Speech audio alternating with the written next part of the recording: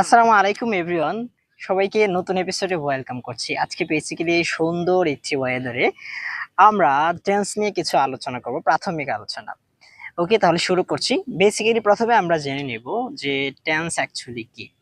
আমি যদি সহজ ভাষায় বলি, টেন্সটা হচ্ছে অ্যাকচুয়ালি আপনার ভার্বটা কোন সময়ে হয়েছে, আপনি যে কাজটা করেছেন, ক্রিয়াটা সংঘটিত হয়েছে, সেটা টাইমটা ইন্ডিকেট করে।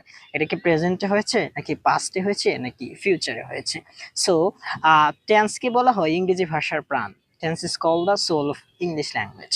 এই জন্য হচ্ছে আপনাকে টেন্স সম্পর্কে অবশ্যই বিস্তারিত জ্ঞান রাখতে হবে। আমরা ইনশাল্লাহ পরবর্তী এপিসোডে টেন্স নিয়ে বিস্তারিত আলোচনা করব।